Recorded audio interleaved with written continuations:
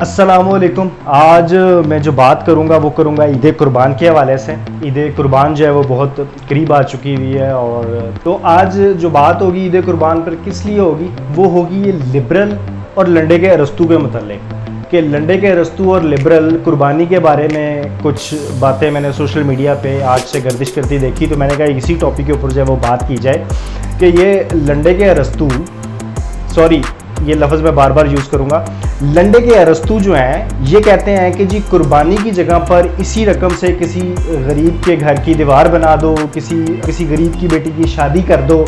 तो इस टॉपिक के ऊपर आज हम बात करेंगे, और आज जो मैं बात करूँगा वो उलमा इकराम वाली बात इनको समझ नहीं आती है। आज मैं इनको फैक्ट्स के साथ लेकर चलूँगा कि आओ आज इस टॉपिक पे बात करें, और बात करेंगे फैक्ट्स के साथ कि तुम्हारे वो जो गरीब बंदा है जिसकी तुमने तिमारदारी पे या जिसकी इयादत के लिए या जिसकी कफालत के लिए तुम चाहते हो कि पैसे दे दिए जाएं, अगर हम कुर्बानी नहीं करते तो उसके साइड इफ़ेक्ट्स क्या होंगे। बात करते हैं मुस्लिम पॉपुलेशन की। Muslim population 1.8 billion all over the world है, यानी कि 118 करोड़ मुसलमान ईद मनाते हैं, जो कि दुनिया की 24.1% ऑफ पॉपुलेशन बनती है। यानी 24.1 दुनिया के इंसानों में से लोग जो हैं वो मुसलमान हैं और ईद कुर्बान मनाते हैं।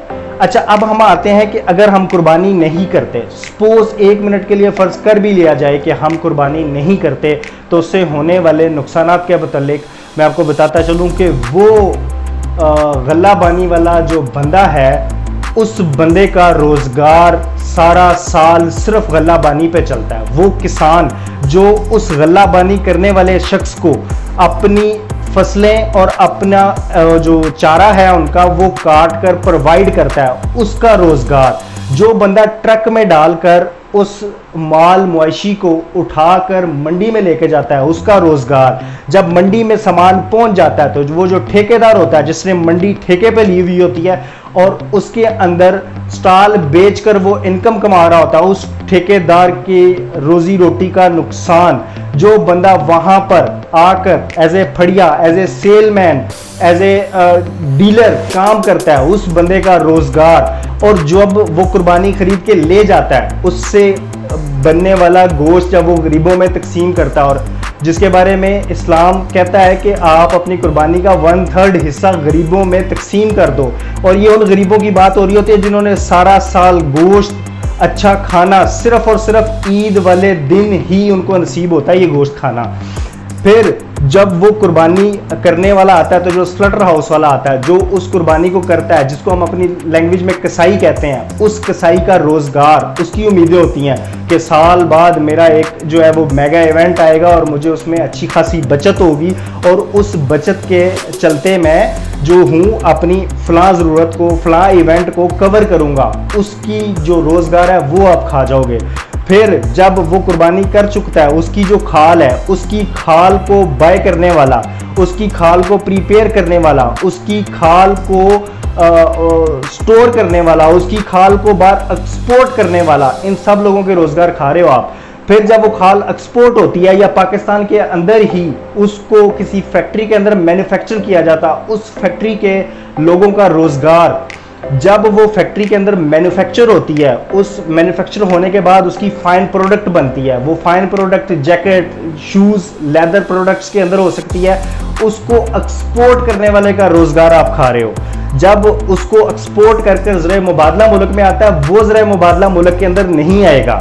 जब वो उस प्रोडक्ट तैयार होती है और उसको बाय करने वाला होलसेलर से बाय करने वाला रिटेलर के पास जो अशिया फ़रोख्त होने आती है उसकी ज़रूरियात पूरी होती हैं। लेदर प्रोडक्ट्स पहनते तो बड़े शौक से हम लोग, उसको यूज़ तो बड़े शौक से करते हैं, लेकिन ये सारे का सारा इंडस्ट्री के अंदर जो है वो चलता हुआ आ रहा होता है। फिर उस होलसेलर से बाय करने वाला रिटेलर, शॉपकीपर, वो रेडी वाला बंदा जो उसको सेल करता है, और ये लेदर प्रोडक्ट्स जब पुरानी हो जाती हैं तो ये रीसेल होती हैं, उस लंडे के अंदर जाकर दोबारा सेल होती हैं, और ये लंडे के रस्तू कहते हैं कुर्बानी बंद कर दो।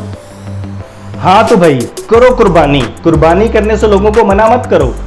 जो मेहनत करने वाला है 70 लोग बीच में आए हैं, मैंने जो भी गिनाए हैं, जो लोग मेहनत कर रहे हैं। आप कहते हो जी मेहनत करने वाले का हक मार लो और किसी फकीर या गरीब को वो पैसे दे दो। भाई जो बंदा कुर्बानी कर रहा है वो बंदा मर नहीं रहा आज, उसके पास और पैसे हैं, आप उसे तरगीब दो कि वो और पैसे खर्च करे। ये कहाँ की समझदारी है कि नेकी को ख़त्म करो और नेकी के काम पे लगा दो, मतलब कुर्बानी ख़त्म करो और दूसरे काम पे लगा दो। भाई आप नेकी करने की तरगीब अलग से दो और उसी बंदे को दे लो बेशक, अगर किसी और के पास नहीं जाया जाता। और मेरे भाई उसी बंदे को तुम और खर्च करने की तरगीब दो कि वो कुर्बानी भी करे और कामों में भी, नेकी के कामों में भी खर्च करे। ऐसा कतई ना करो कि नेकी को ख़त्म करके नेकी की तरफ तरगीब दो, ठीक है।